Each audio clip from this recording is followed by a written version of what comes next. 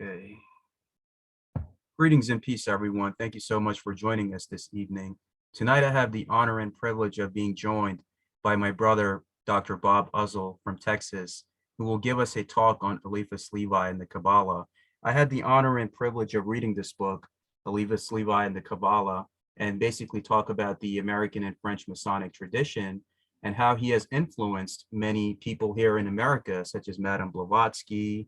You have Albert Pike, Aleister Crowley, and the Rosicrucian movements, and so many of these occult movements and esoteric movements that I've seen in England, France, in the States. It was all influenced by Eliphas Levi. And I would like to give the floor to Dr. Bob Uzzel to give us his teachings and what we can learn from this great man and his work. Thank you, Brother Sheikh. This book began as my doctoral dissertation at Baylor University. I completed my PhD at Baylor in 1995. And I had heard, of course, by the way, today is Albert Pike's birthday, in case anybody doesn't know that. He was born on December 29th, 1809, and I have a whole chapter devoted to him. It was shortly after I became a Mason, I learned about Albert Pike, and many have copies of Morals and Dogma. A lot of Masons own it, very few have read it. I've read it from cover to cover. This particular edition I have was given to me during the summer of 1973. I was raised as a Master Mason on the 20th of March, 1973.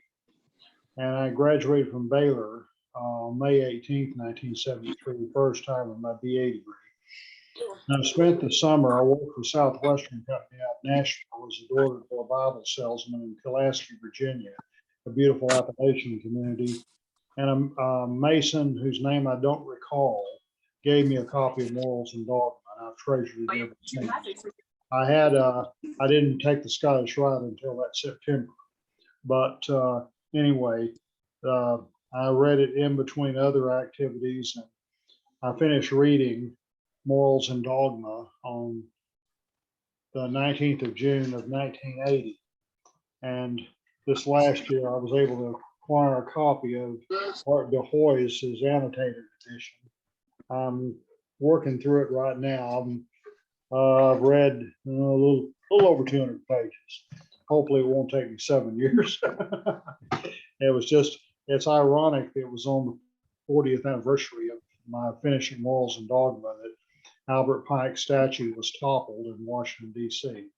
I know I'm chasing a few rabbits here. It was the late Lieutenant Colonel Harvey Eaton Brown of El Paso, Texas, was the one who first told me about Albert Pike borrowing from Eliphas Levi. Mm-hmm. And I had not heard of him before. His real name was Alphonse Louis Constant. Mm-hmm. He was a French Roman Catholic. He was born on February the 8th of 1810, so that meant he was a little over a month younger than Pike. Mm-hmm. So they were definitely contemporaries. I have found no evidence that the two men ever met. Pike never visited France. Levi never came to America. And his writings were, Pike was, during his lifetime, Levi's writings had not been translated into English, but Pike was quite adept at languages, so that was not a problem as far as translation goes. Now, he was,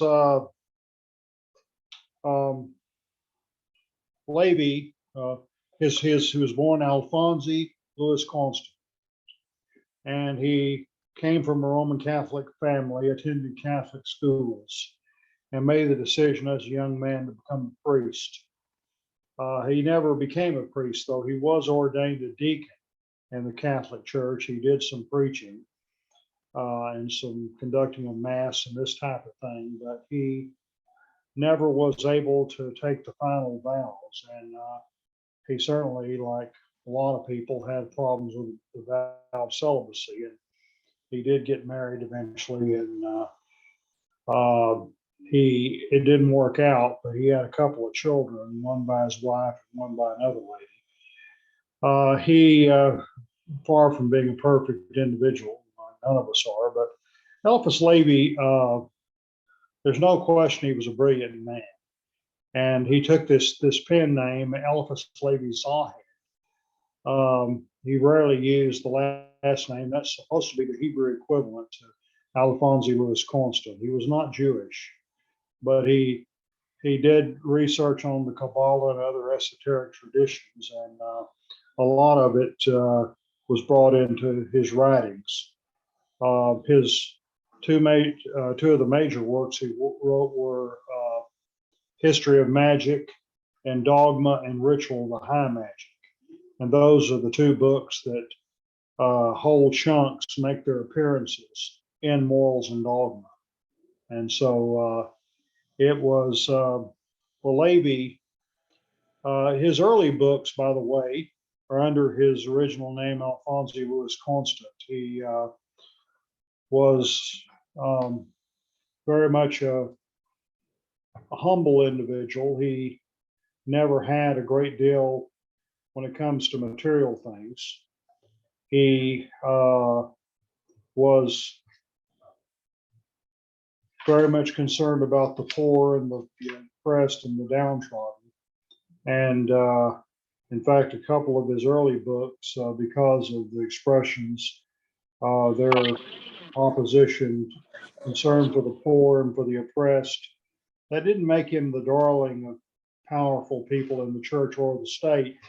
He actually did a little time in jail for some of his early writings. They didn't have freedom of the press back then. But eventually, he left the church, and I mentioned about children. He had a son that was born September 29th, 1846, and a daughter born in 1847. But his marriage didn't work out, and he was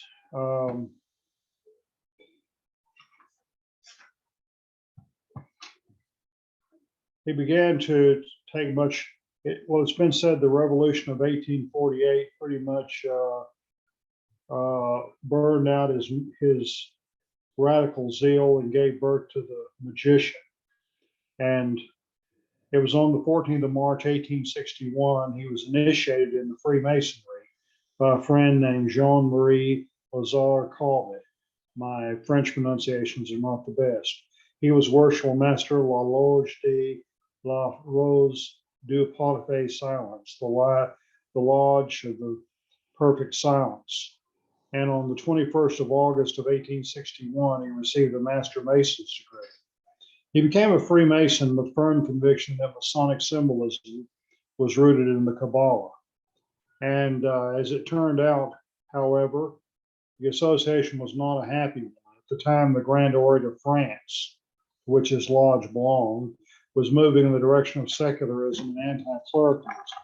To this very day, the Grand Orient of France is considered heretical by most Masonic bodies throughout the world. But he was quite certain the real meaning of the complicated and bizarre, but also very rich Masonic symbolism had been lost to many Masons.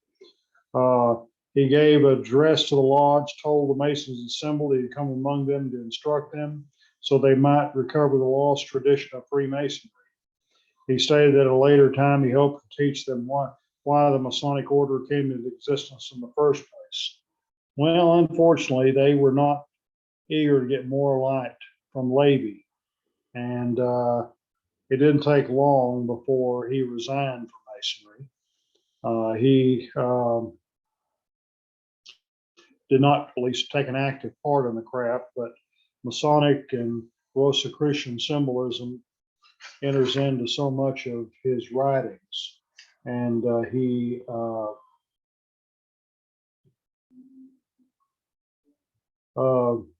there's just so much to this man. And there's a great deal of optimism and a great deal of hope for a better world And he never totally lost his contact with the Catholic Church, and he was reconciled to it shortly before his death. And I discussed his last years that he spent, and he may have received the last rites from a priest who visited him. And I deal with the primacy of Kabbalah and his thought, and much of his writings and symbolism, dealing with the apocalypse, the book of Revelation. And he, by the way, is the first person that drew a connection between Kabbalah and Tarot. Now, from what I gathered, the Tarot began it just appeared out of nowhere in Renaissance Italy. Now, Court de Gebelin, a French writer, made the claim that the Tarot was Egyptian in origin. There's no evidence from archaeology to support that. The Egyptians played games, but the Tarot was not one of them. And from all indications, the Tarot and the Kabbalah are totally independent in origin. But as Bishop Stephen Heller of the Gnostic Church says, if they work together, you can use them together. You know, there's 22 letters in the Hebrew alphabet. There's 22 Tarot trunks, the major arcana. There's 22 paths on the Kabbalistic tree of life. Does that mean that there's a direct connection between Kabbalah and Tarot? Probably not. But if you can use them together, fine. There have been a number of organizations that have focused on a lot of these things now, using the Tarot cards, some pronounce it tarot cards, for fortune telling and that type of thing, is a corruption of the original use.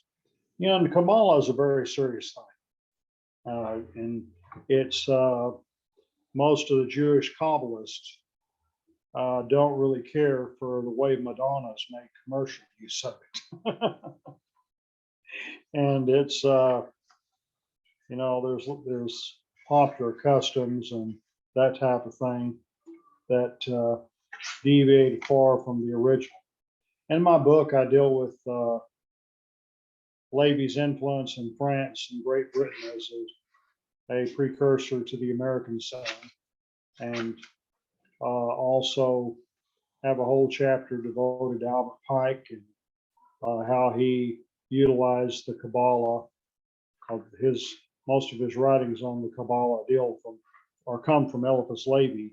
Another source that he does use, which I have studied some but not in detail, I'd like to do that in the future, Christian Nor von Rosenroth, who was a Lutheran writer. I forget what years he lived, but he wrote a book called Kabbalah Denudata, the Kabbalah Unveiled. And this is an interesting Protestant view of Kabbalah. There have been a lot of Christian writers as well as Jewish writers on Kabbalah. And so, I'm sure Salman can tell us about the parallels between Kabbalah and Sufism. Oh, yes, my brother. And thank you so much for this foundation that you're building for this conversation. I know in the Sufi tradition, the aspect is you have to basically be the annihilation of self, which is the Arabic word fana, and you have to lose yourself and detach from this world, its problems, its materialism. And one of the statements that the Prophet, peace be upon him, has made is that you have to die before you die. And I know for our brothers, that sounds familiar. So the aspect is that you have to let go of this world, its ego, its materialism, its pettiness, its divisions between racial and religious differences, to realize that everything is indeed one. Everything is a part of that one manifestation being played out in these different realities. And we have this short human life, make the best of it, do right by those that come to you, and everyone has a claim upon your kind offices. And we have to do the right thing while we have the time to do it. And that's what the Sufi tradition teaches, the aspect of the Kabbalah as well, is that you have to work on yourself and smooth out your rough ashlar into a smooth ashlar, to do the traditions, do the studies, do the spiritual practices. And right now we're living in such chaotic times, is that we need some kind of a spiritual practice to ground ourselves, have companionship with like-minded brothers like we have right now on this round table, and just do the right thing with the time that you've been given. Which goes to my question to Dr. Bob Uzzel is, how has Eliphas Levi influenced Madame Blavatsky, Albert Pike, and all of these occultists and teachers that have walked this earth? And we don't really hear much about this great brother. So how does that fit into all of this? Before I answer that, and I don't know who all is listening in, but let me just explain a little bit along with Brother Sheikh used the term occultic. The term occult has a very negative ring to a lot of people today. In the 19th century, that was not the case. You look up the word, it means hidden, mysterious, the idea of the sacred realm and this type of thing, occultic, occultism. And Eliphas Levi had nothing to do with devil worship or communication with the dead and this type of thing.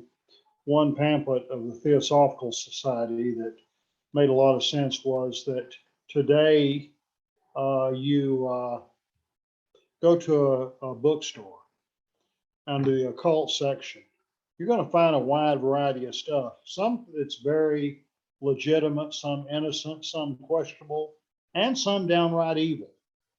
You know, and with the theosophy wants no part of stuff like that. One of the main prerequisites for spiritual progress is a clean life. And what you hear in the term of occultism is not today, is not anything to do with that. Again, Albert Pike was a wide reader. He did a lot of research. Anybody knows anything about his life, he just had his mind was like a sponge. He could absorb information very easily. And he just was blessed with a tremendous intellect. But his critical skills lack much to be desired. And of course, again, what was available then and what's available now is quite different. The late Jim Shrestner, a friend of mine from the Grand Lodge of Oklahoma, wrote a book on Albert Pike, The Man Beyond the Monument. And he pointed out that today we're used to college courses, Philosophy of Religion 101. The purpose is to introduce the beginning student to a wide variety of thinkers on different subjects. And there's a lot of textbooks available for that today, but that was not the case during Pike's lifetime. Basically, when he wrote Morals and Dogma, he was writing one of the first textbooks of comparative religion. He made mistakes. Today, we organize books differently, but he didn't have many examples to follow, and based on what he had to follow, I think he did an excellent job. But some of his sources have been discredited. Levi was certainly not accurate on every point. In fact, he was inaccurate on a lot of things based on modern scholarship. But that was what was in vogue at the time. I'll give you another example from Pike. He deals with, I think he used Anacalypsis and the Celtic Druids by Godfrey Higgins. Well, you know, that was considered authentic at the time. He didn't seem to know at all that the Druids practiced human sacrifice. That's not even in his book. So, you know, there were certainly limits on his understanding of things, just like there are today. But scholarship has progressed a long way. Now, Pike, Levi's not only source that Pike uses, but he's his principal source on Kabbalah. And Madame Blavatsky is another very brilliant person. a lot of things about her life I have a problem with. But you know, the matter, she was such a voracious reader, a prolific writer, and the travel she did at that time. And that was so unusual for a woman in that day and time. She was a Russian woman, and it was in 1875 she founded the Theosophical Society in New York City. And there is no evidence that she and Levi ever met. However, there's no question she used his writings, at least in the early days of the Theosophical Society, and that before she turned to more Eastern sources. And during the years after Levi's death, some of his European followers became Theosophists. Now, he died on May 31st, 1875, and it was a few months later that the Theosophical Society was founded. Aleister Crowley was born a few months after Eliphas Levi's death, and there were some parallels in their lives. And he claimed that he had been Eliphas Levi in a previous incarnation. Any two lives can find parallel, though, but he went to places in Paris where Levi had lived, and he felt a feeling of deja vu. And their two men were very different, though I had tremendous respect for Eliphas Levi, very little for Aleister Crowley. And Crowley died in 1947. And he lived to be 72. Brother Salman, do you have any idea why I'm so surprised he lived so long?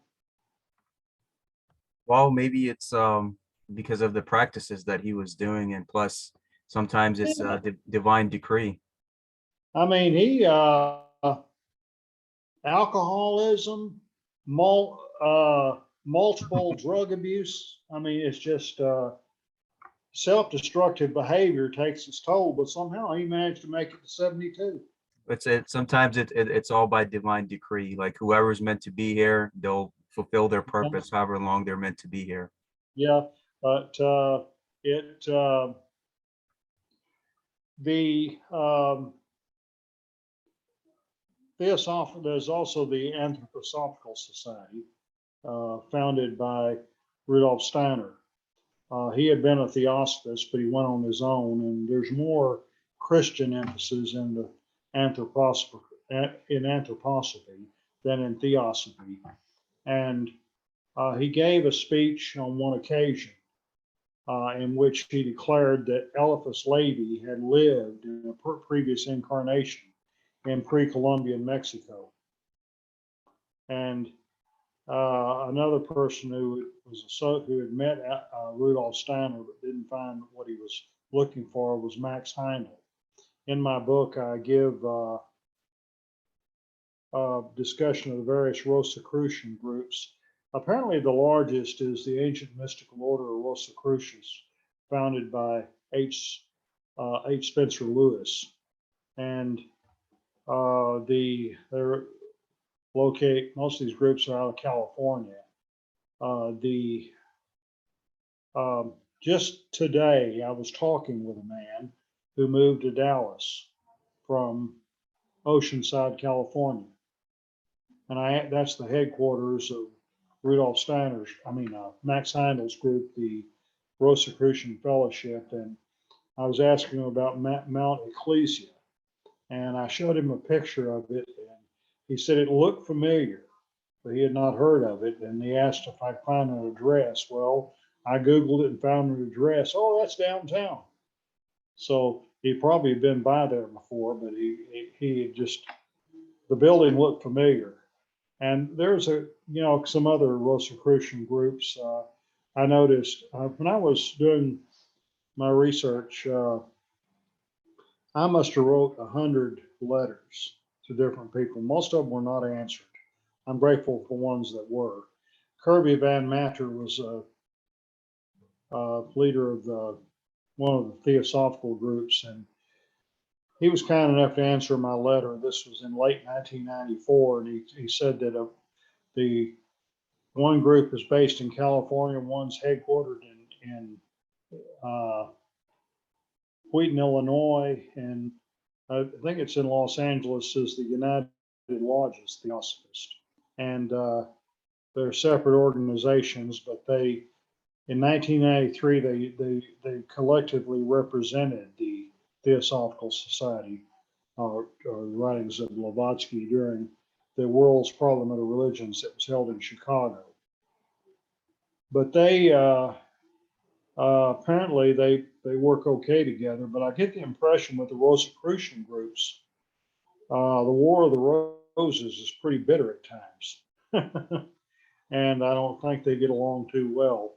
When I wrote to AMORC, the first thing they said you don't find our information in books, but it's lessons that you learn over the years. And they did mention about having a bookstore and a library. And that was not what I was looking for. I was trying to meet the deadline of finishing a dissertation. I did find one quotation from H. Spencer Lewis in which he mentions Eliphas Levi. And by the way, Kirby Van Matter, that letter he wrote, I appreciate at the end of it, he said that as the new year unfolds, may it bring with it the happy completion of your project. And it did. And I was very thankful for that and all the good wishes I had along the way. Another group is the Builders of the Adyton, founded by Paul Foster Case, an interesting organization which focuses upon the Holy Kabbalah and Sacred Tarot.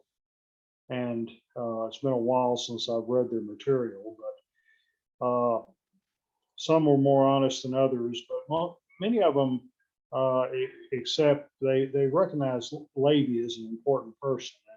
And one I failed to mention one Rosicrucian group, the Rosicrucian Brotherhood, think it is, they're in Pennsylvania, I believe.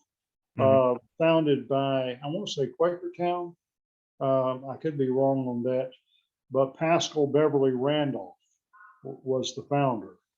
And he actually visited with Levi in his apartment in Paris.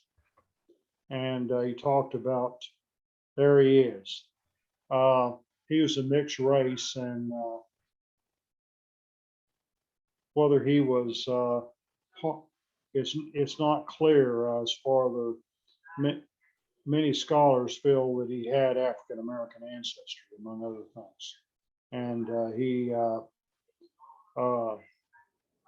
he predicted many things, talking about the year number 5. And let's see, how did that?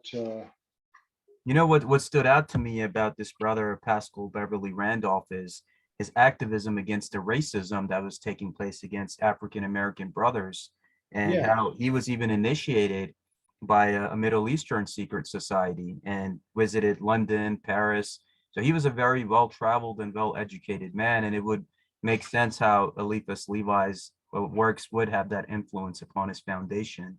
Yes, and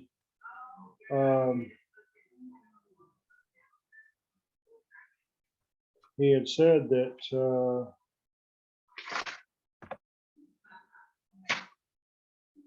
I think I have that quote in here. Maybe I don't.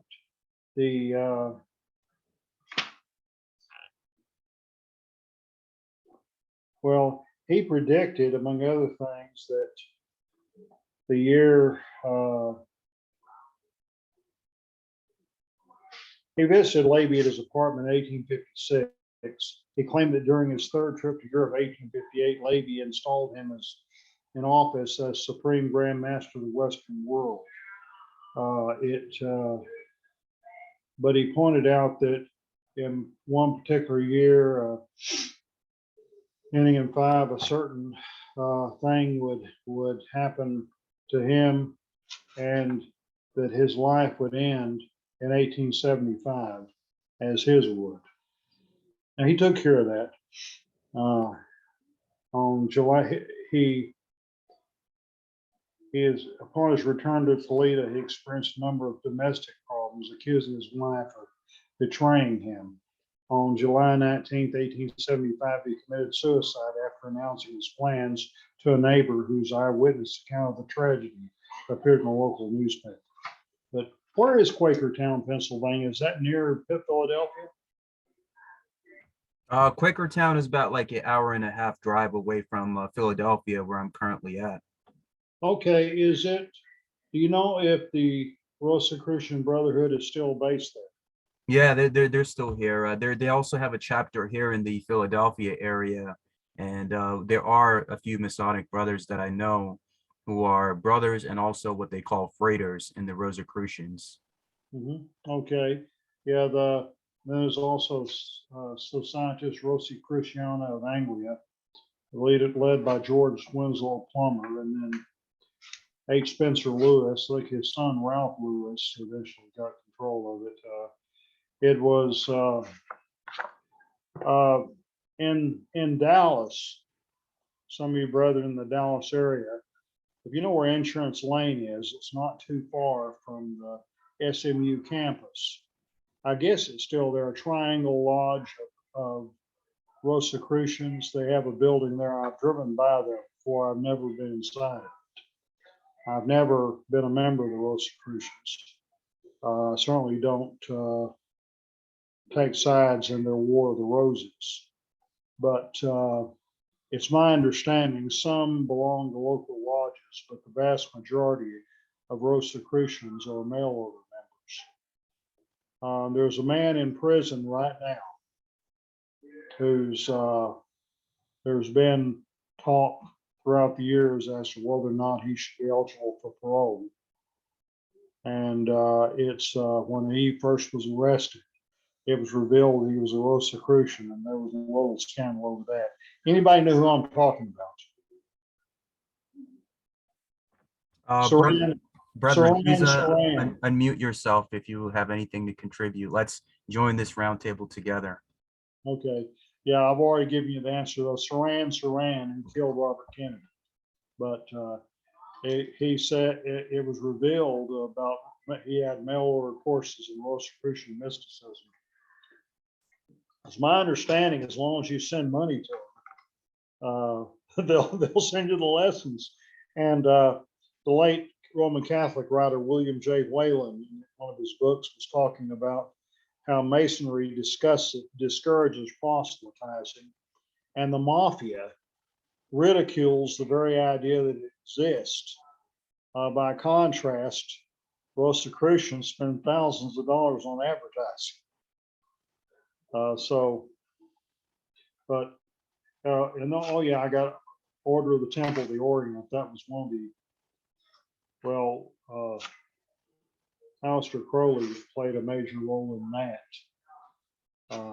It was OTO, Rights of Thelema, and and some other groups that I deal with here, the Fraternity of the Hidden Light, Church of Merkava, and now the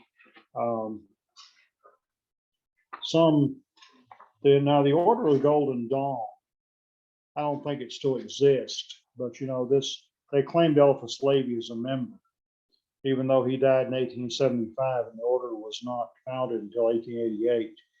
William Wynne Westcott sent a letter to Albert Pike inviting him to join the Golden Dawn. He declined. One of my professors at Baylor, I asked him about the apocryphal Book of Enoch, and he confirmed that there's a reference there to the fall of angels and their magical practices. And that's where they get the term Enochian magic that's practiced in the Golden Dawn.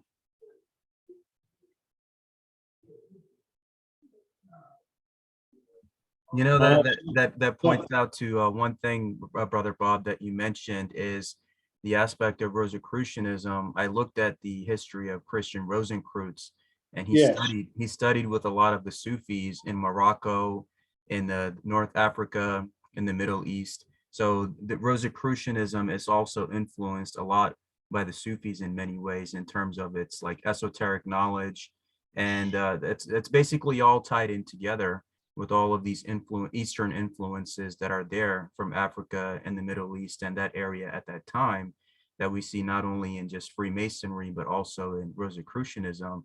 which goes to my next question is, how did Eliphas Levi's works, let's say, influence what we know as modern Freemasonry or these other groups that are out there like OTO and these different spiritual groups that are out there, where his soul has still kind of immortalized in his works and how everything is still being influenced in so many ways? Please. Well, the influence in Freemasonry is primarily through Albert Pike, I would say. But and there may be some influence, like in the York Rite, as far as the focus on the Knights Templars. And by the way, I read a book a few years ago talking about Islamic roots of the Knights Templar. Are you familiar with that? There were supposed to have been some Muslims who were members of the Knights Templar as well as Christians. Yes, those were the assassins from the Al-Banna Sufi order, and they were tied to Hassan Saba, the old man of the mountain. So Yeah, at that time when the Crusades were happening, the assassins and the Ismailis and the Sufis and a lot of brethren from that North Africa, Middle East area, they were studying in these Sufi lodges with the Knights Templar. And what they had believed, what the legend talks about, is they had studied with them and took that knowledge from the East back to the West. So when the and Templars went back to Europe, that's when a lot of that knowledge was incorporated, like a lot of the Sufi and Islamic and Moorish knowledge in their esoteric groups and it's studies. possible that one reason that Jacques de Molay was able to travel around with as much freedom as he did Mhm. was because of his positive relations within the Muslim world. Yeah, that's absolutely right. And it's interesting because if you look at the numbers 787 in Arabic, that's the square and the compass. And Mhm. that is the numerical value of Bismillah Rahman Rahim, in the name of Allah, the Beneficent, the Most Merciful. So outside of the Sufi lodges, you would have the square and the compass 787 written in the Arabic.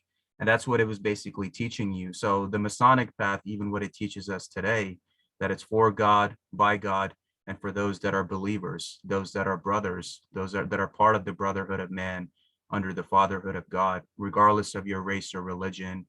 How even Saladin and Richard de Lionheart were initiates of these same orders, and that's why they always protected each other, just like in the American Civil War or the World Wars, where brethren from opposite sides sat in lodges together. Mhm. So it's all tied in together, and it shows that this brotherhood is indeed since time immemorial. It has existed under many situations and identities, but that idea has always been there since day one. Well, talking about the Civil War, I believe Thomas Benton was at the time the Grand Master of Masons in Iowa, and he was in the Union Army, and he was the commander in charge of the occupation of Little Rock. Mhm. He placed a guard around Albert Pike's home, and that kept his valuable Masonic library from destruction.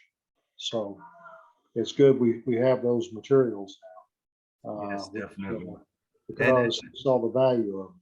And please, Brother Bob, is there what else can we learn from Eliphas Levi and his influence on especially the world that we're living in today and things changing as they are?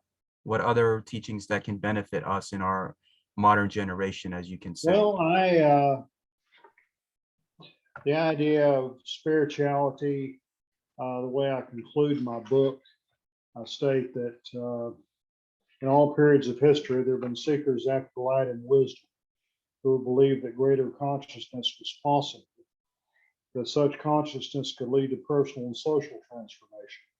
During the hard years of the 19th century, Eliphas Levi was just such a person. His writings inspired many individuals and groups during his lifetime with a perception of such a hope. They continue to do so today. His approach to magic and mysticism has found a ready audience not only among cultists of various types, but also among diverse groups, including social conservatives like Albert Pike and the American youth seeking liberation and expanded consciousness through countercultural activity. As long as the desire for esoteric spirituality remains in human consciousness, Eliphas Levi's life and work will endure. Now, he was concerned about the poor. He was concerned about the downtrodden. He, based on his understanding of the divine feminine, he seemed to recognize, women's rights as being important. And he, from what I can gather, he didn't make a whole lot of money off his writings. He got some, I'm sure, some royalties. And he taught people individually and got some fees for teaching. You have to make a living somehow. But he never lost his total, he never got completely away from the Catholic Church, but he disliked very much the authoritarian side of it. So I point out that between Pike and Levi, there's four major differences. One, Pike was very critical of Catholicism. Levi was a Roman Catholic who never totally got away from the church. He was reconciled before he died. Pike was a Mason for over 40 years, and Levi left the lodge after didn't get the kind of reception he liked. And politically, I described Pike as a conservative aristocrat, whereas Levi was a socialist. And on the question, did the Templars worship Baphomet? They reached opposite conclusions. In fact, Levi was the one that popularized that myth. And among other things, he was an artist, and his famous picture of Baphomet he was the one that drew it. When my book was going through publication, the publisher initially wanted to put Baphomet's picture on. I said, "Hey, wait a minute! I think that's going to send the wrong message." Now, Baphomet's picture is in the book, that's fine. And the meaning of it is explained. But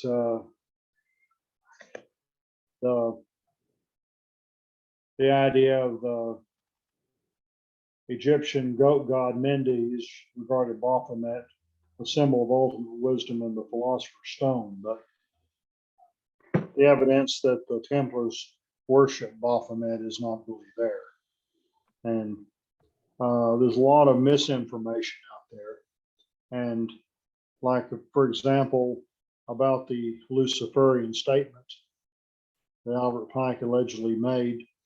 I realize my book is dated, and some, when the Pike statue came down last year, that in a sense, I don't think anybody in that crowd in DC had read my book. Very few of them had read Morals and Dogma. But the claim that Albert Pike was a Luciferian is not true. And actually, John Robinson, in his book, A Pilgrim's Path, has a chapter devoted to Albert Pike and the Morning Star. Isaiah 14:12, where it says, in the King James Version, I saw Lucifer falling from heaven. That is not a good translation. And apparently, Lucifer is not a Hebrew word at all. It's a Latin word that apparently was put in there by a scribe, and the word day star is a better translation. And the consensus of scholarship is that the original meaning was not a fallen angel, but a fallen Babylonian king. Saint Jerome was probably the first Christian to refer to Satan as Lucifer. And by the time of John Milton's Paradise Lost, it was standard usage. So, but this thing, Lucifer is God. That Pike was supposed to have said to French Freemasons at the still day, July 14th, 1889. That never happened, and Leo Taxil admitted the whole thing was a forgery before it was all over. But the fundamentalists still continue to quote that as if it were gospel truth. And my friend Brett Morris describes that as, in a pamphlet, the lie that won't die. The problem is the way myths are. The more it's denied, the bigger it gets. I remember giving a test one time to a class. I got 7 students in there. And one of the questions on the test was write an essay on Lucifer based on the handouts I gave. I gave them handouts explaining about the original meaning being a fallen Babylonian king and how it's been changed over time. One of the 7 students read the handouts and got the answer correct. The others got a 0 because they didn't bother to read the handouts. They thought they already knew the answer based on what they've been taught. The moral of the story is follow directions. You try to short circuit things and you get in trouble every time. You know, you're absolutely right, and I thank you for that, because even to this day, my brother, there's so much misinformation concerning all of these topics, including many what accuse the Masonic Brotherhood of, and it's all goodness, light, love, unity, brotherhood, the aspect of the Philosopher's Stone, which is to be in an area, and even what a lot of Native American shamans predict, that we will come into an age where everyone will be equal as brothers and sisters in these times that we're living in through trials and tribulations. That before it gets better, it does get a little worse, but you know, that's what Masonry teaches us too, is we keep striving, putting our faith in each other, putting our faith in God, and knowing that good always wins. And you look at all of the great heroes and revolutionaries and founders of countries, they were all Masons. Even my home country of Pakistan, most people don't know, was founded by Freemasons, and that's how it has shaped the history of the globe, and how even many of the underground slaves, that the Underground Railroad, excuse me, was supported by the Masonic Brotherhood to free everyone, to give equality and liberty to everyone, to see that it's not about the color of your skin or the religion that you follow, it's about the purity of your heart. And I'm glad you point that out, my brother, and I thank you for that. Regarding the Native Americans, you know anything at all about the Aztecs? Mm-hmm. Well, I just finished reading a book, uh, which is quite interesting. I'm not a Catholic, but I have the strong conviction that symbols are universal. And there's one symbol that's mainly identified with Hispanic Catholics that has thoroughly fascinated me for many years, and that is Our Lady of Guadalupe. For those who don't know, that it's a feast day on December the 12th, and I currently share an office with an Episcopal priest, and he pointed out to me that's one of their occasional festivals, and there are many churches now. See this, well, let me back up to explain what it is. The story is Juan Diego was a very poor peasant of the Aztec tribe who had converted to Catholicism. In December 1531, the Virgin Mary allegedly appeared to him in the guise of a Aztec woman. She's brown skinned. She's dark complected, so she's a witness against racism. She's female. She's a witness against sexism. She's a poor person. She's a witness against classism, all types of exploitation. And eventually, Bishop Juan Zumarraga didn't believe Juan Diego's story, but eventually her image began appearing everywhere. And this book was put together. The principal editor is a Lutheran. There are Roman Catholic, Episcopalian, Presbyterian, and Methodist and Lutheran contributors to it, various nationalities, both male and female. And they have different views of this, but there is a, Brother Sauls, your lodge is in Irving. There is a Lutheran church in Irving, I found out. I don't know the address of it, that has a Spanish name that honors Our Lady of Guadalupe. There are many denominations today that are trying to reach out, especially when there's a lot of Hispanics in the neighborhood. And the idea, do we require them to give up this very important part of their culture in order to become Protestant? Or is there a way we can incorporate the Virgin of Guadalupe into non-Catholic traditions? I personally believe there is. That Mary is just one of many expressions of the divine feminine. And of course, some of you who studied the Knights Templars, one of the reasons they were condemned by the Catholic Church, they had devotions to Mary, which may not have been Mary, the mother of Jesus, but Mary Magdalene. And of course, you get these stories, was there a relationship between her and Jesus, and the Theotokos, the mother of God. Well, that was originally applied not to Mary, but to Isis, and birth of Horus. On my Christmas greetings, some of you received copies of it.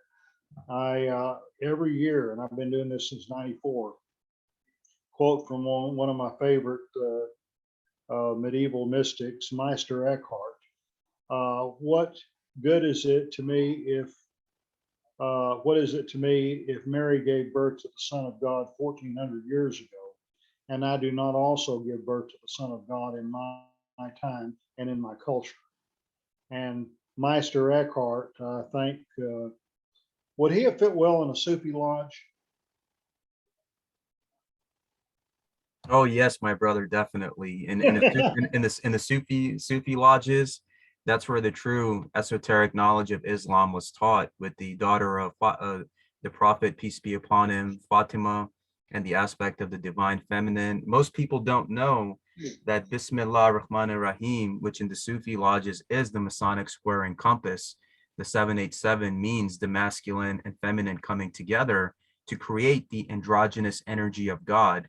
So Rahman is the feminine, and the Rahim is the masculine, and that's the moon and the sun. So basically, it's telling you, even in our Islamic faith, they teach us that a man's faith is not complete until a woman comes into his life, or a woman's faith is not complete until a man comes into her life, because together, as even what the matrix symbolizes, you become the one, the androgynous energy of the creator, which resembles both male and female. And that's the same way like in China with the yin and the yang. Yeah, that's right. There's people try to say one is good and one is evil. That's not the case at all. You got negative and positive, dark and light, masculine and feminine, but these are not contradictory. These things are complementary. You get two magnets. You know how that goes. Brother Terrence, do you have anything to add? Yeah, brother Salman, you were saying the 787, but if you break that down, it goes back to when we were talking about the Kabbalah. 7 plus 8 plus 7 is 22, which goes back to what you're talking about. Those duality spirits coming together, creating a balance. So, man. It's interesting, though, we talked earlier about the 22 paths on the Kabbalistic tree of life and the 22 tarot trumps. They're numbered not 1 through 22, 0 through 21.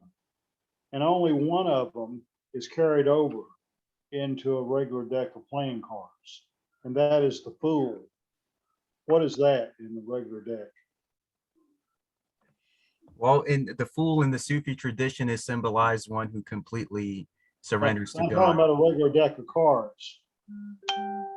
That's the Joker. Yeah, exactly. Joker. The Joker. Yeah.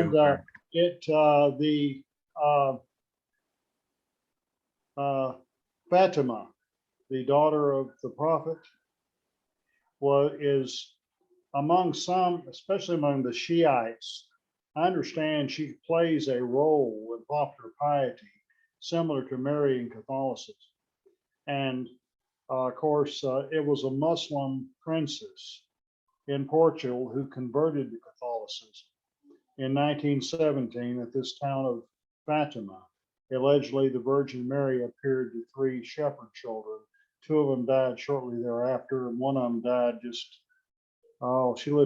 she became a nun, lived a very long life. They got a lot of controversy over the secrets of Fatima. It's a fascinating event, but you read some of their stuff like the Blue Army of Fatima, and they're all very anti-Masonic. And I'm sure they would not approve of the fact that in Tennessee, we have a Prince Hall Shrine Temple. I think they pronounce it Fatima.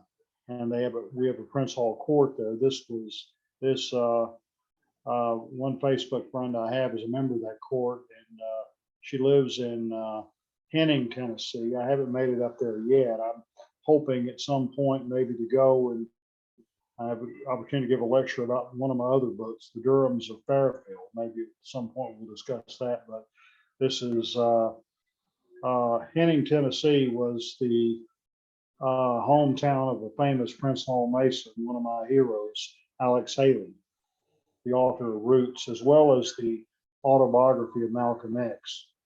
And but my wife and I have been married almost 45 years, and we were dating at the time Roots was so popular, and I was determined to do what he did. I've written a book about her family tree. It's not a whole lot related to Masonry, a little bit, but anyway, maybe we can discuss that at another time. Brother Bob, I wanted to ask you if Eliphas Levi was still around today, what would he describe as the condition of, let's say, Freemasonry in the post-pandemic world, and what advice you think he would give us? Well, it's hard to transport one person from one era to another. And by the way, Jim Tressner, I was mentioned earlier, he and Bob Duncan, who's now Bob Davis, who is now the Grand Master of Oklahoma, they did a video one time, a conversation between Albert Pike and a modern day Mason. It's available on YouTube. Visit with General Albert Pike. But as far as Levi, if he were alive today, his understanding of, I believe he would be concerned about the issues of racism, sexism, and classism. He would be glad to see that Masonry has made a lot of progress in these areas. Not that we don't have a ways to go, but we're getting there. And he would be a friend of the poor, just like he was then. And he would be glad to see there are groups like this that meet and discuss his ideas as well as other ideas.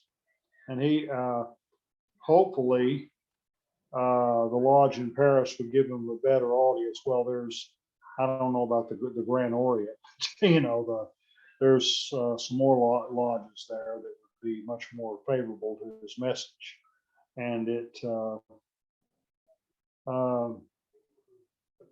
post-pandemic, it's the pandemic's affected everything. I don't understand the anti-vax movement and a lot of this other stuff that people just like to live dangerously. It's not a good idea. We got our charities, things that we do, and we should urge people to, not to live dangerously, but to follow common sense. And I think Levi would do the same thing. Thank you, Brother Bob, and I really appreciate it. And please, if you have any closing thoughts, and I would like to open up the Q&A for all of the brothers so we can all build together before we end this evening.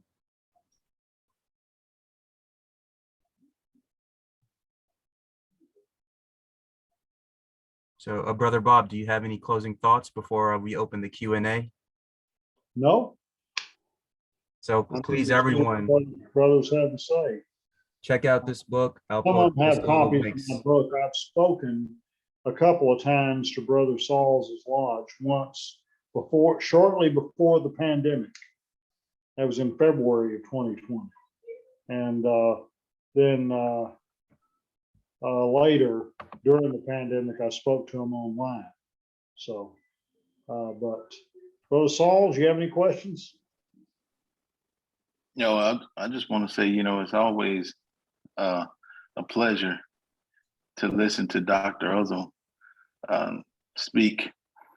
He's a wealth of knowledge, and I tell you what, when he speaks, you sit still and listen. And so I know when he came to our lodge to speak, the brethren indeed received him well, and we always invite him to come speak to us. And even you, Brother Salman, we want you to come out and speak to us as well. I would be honored, my brother, and my brotherly love and all heartfelt regards to all the brethren in Texas, Prince Hall.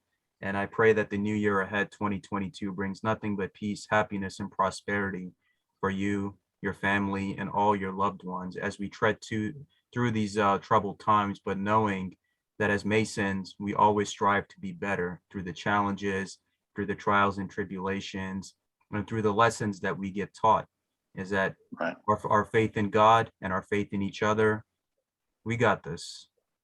Yeah, like I always say, you know, we're builders, Mhm. but an individual can build a house.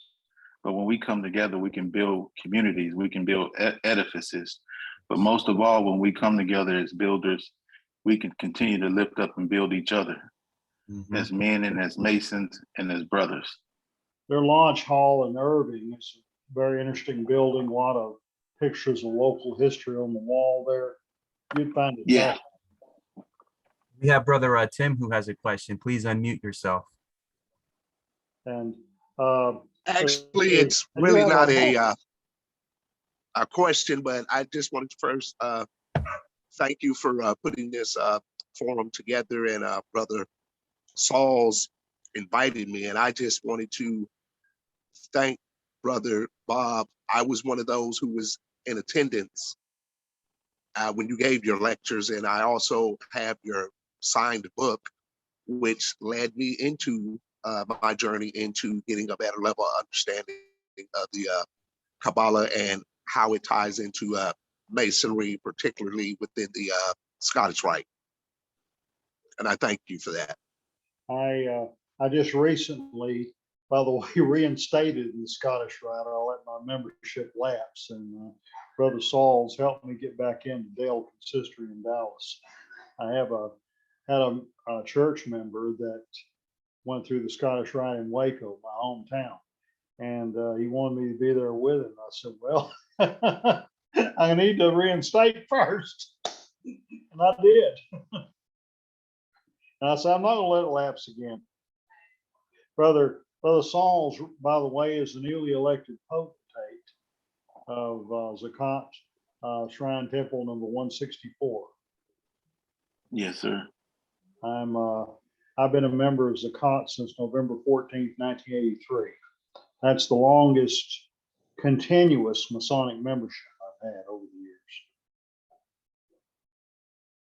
years. Yeah, that's beautiful, my brother. And that's what I see the aspects is the shrine represents that aspect of Islam and Freemasonry coming together, which I always saw in my Sufi traditions of how a lot of these brotherhoods can come together under the aspect of unity, God, knowledge, love, and all of those things which we need in today's world more than ever. And I hope within my lifetime, if the grand architect of the universe grants me a life to live that long, that I will witness that brotherhood take place where everyone can love each other equally.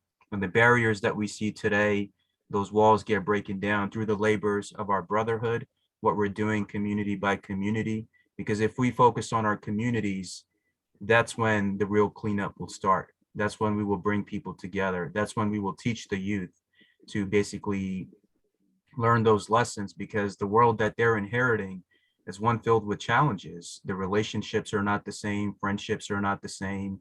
You need 2 to 3 incomes in one home to sustain a family. It wasn't like the time of our parents and grandparents where my father could have a high school diploma and he could support the entire house with one job. So it's not like that anymore. And we have to teach the youth and be involved in the youth in our communities and our brothers to let them know that there is hope and we do get through troubled times. And the only way we move forward is together. And I think that's a lesson that I learned from you, Brother Bob, from you, Brother Saul, and I'm honored, and also from all of these works that you have shared. And I thank you for that. You did Yeah, a but you did a podcast a while back about a book by a friend of mine, Freemasonry, Ancient Egypt, and Islamic Destiny by Yes. Mustafa El-Amin. Did you know he and I knew each other? No, I did not know that. It's a small world. When I was doing that video, Yeah, um, we were in a workshop together in Washington, D.C. in 1987. It went real well. we had another workshop in '89 in Little Rock. It didn't go so well. And I'll take the blame for that. But that's a lot of water under the bridge. We were both quite young at the time, and we're both considerably older now and more mature. And we have both apologized to each other for some of our youthful extremities that we did. But Mustafa's a good guy. I still don't agree with him on a lot of stuff. But anyway, he does good research. I just don't always agree with the conclusions he draws. We have a Muslim brother in our lodges in the Dallas area by the name of Jamal Rashid, and he has written some books now and is contributing to a lot of things quite well. And we have, by the way, Brother Saul's lodge in Irving. Would you call it multicultural? Yeah. Yeah. Y'all have some Hispanics I know that are members. Oh, And yeah. Yeah. I've been noticing lately, both in Prince Hall, Grand Lodge of Texas, and in the Grand Lodge of Texas, a number of Hispanic brothers. And in my hometown of Waco, I know a brother from Singapore that's quite active. And so it's a lot of those old codgers are gone now. And, you know, I knew years ago, and they were, some things we just need to get rid of. This racism and all this other stuff. We need to put it behind us. I agree, my brother, and I hope that day comes in our lifetime where there's all this aspect of division or racism that does not belong in the brotherhood. We're all equal, and that's what we swear. All men are equal under the fatherhood of God. And we do these individual efforts. And I think the only way we can change the world, we won't be able to change everybody. We have to accept that. But it's only through education and awareness, I believe, little by little, that we can not only help our families, but help our communities. It is the lack of education which has placed many of our communities in their state that they're in. So if we educate them step by step on the etiquette, knowledge, and how to accept certain things and how to adapt to certain things, then we can do things better. Just like how the brotherhood teaches us to be in the pursuit of knowledge, and every day correct something about yourself. Think better, know better, do better. Every day try to learn something new and apply that to your life. So I really thank you for that. And I would ask any other brethren who are on this platform, please don't hesitate if you have any questions for our brother Uzzel, who has given us this great presentation.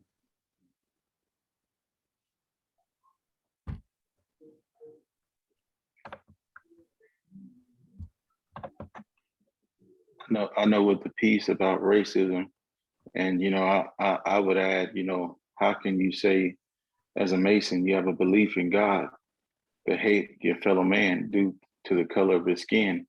And you talked about something, Brother Salman, when you said with the Sufi tradition, decreasing yourself and becoming one with God. And until we truly allow our individual selves to decrease and allow him to increase in our lives, there will be no true oneness or no true being on one accord until we do that as a collective unit or as a whole or as a people. And I'm not saying, and that's regardless of what race, gender, creed, or whatever, until we truly put God first and really mean it, and not just say it, but actually put those things that we talk about to action, we won't truly see that divine presence of becoming as one. So, I just, I hate to see people discriminated against because of the color of their skin. So, I just hate when you see division among Masons, whether white or black, Hispanic, whatever they may be. When if I see a Mason in distress, I don't see the color of his skin. I just see a Mason that's in distress. And Brother Saul's has had the experience of visiting some Grand Lodge of Texas recently. And Yes. As And I was received well too. oh yeah, well that's great. That is great, including in Kaufman where I used to live. Yeah. Yeah. I lived there 8 years. As I say, Raymond Scott is now the worshipful master of the Prince Hall Lodge there.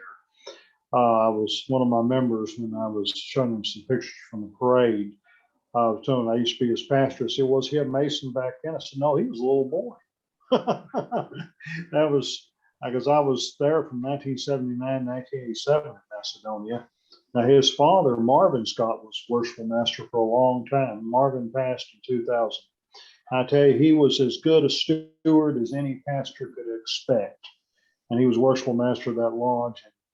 His Marvin's wife, Mary, Raymond's mother, died last year. And I was at the funeral when I made my remarks. I said, Raymond, I want to thank you. I want to commend you for keeping the lodge going. Your dad would be proud. And it's good. He's saying he's having difficulty getting some of these young guys interested. Well, that's a problem everywhere. Yeah, that's definitely right. And that's what it is, Brother Bob. We need to show the young people today who are lacking in personal interactions with each other and companionship and relationships. Masonry has to be at the forefront to get the next generation interested. And also, what Brother Saul said, I completely resonate with that. When you surrender to the will of God, which is what the Islamic path teaches us, is complete surrender to the Most High Allah, that's when all the doors in your life will open. And that's when you realize that everything around you is a test of some sort. This life is a test with all the things that you go through in your life. But if it wasn't for those things, you wouldn't be who you are today. And I know in the Sufi path, they teach us the harder, the better. So meaning the more harder your life is, the more chance the divine is giving you to get close to it.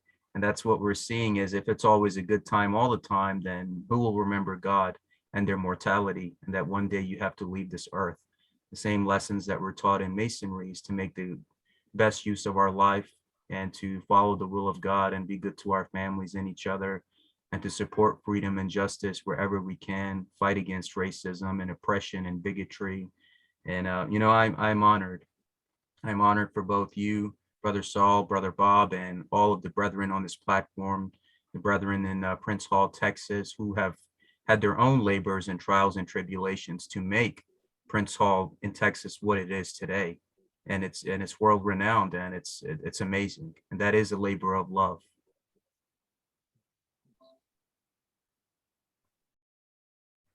So with that, Brother Bob, is there anything else or any other brethren have any other concluding thoughts, or should we come to a conclusion?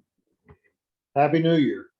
Yeah, Happy New Year's to all brethren. And also I want to give this video will be uploaded to my YouTube channel, which I will tag Brother Bob on Facebook. And also I give rights to the Most Worshipful Prince Hall Grand Lodge of Texas to use this video from my channel how they see fit, including Brother Bob. And this video belongs to all of you. And I hope you were all able to walk away with something. So much love to all of you. And please support our brother in his book. I'll post the links in the description below. With that, beautiful blessings. Good night. Happy New Year's and Assalamu alaikum. Peace be with you and yours everywhere, wherever dispersed. Good night. Salam alaikum and travel well, brothers. Travel well. Peace and blessings.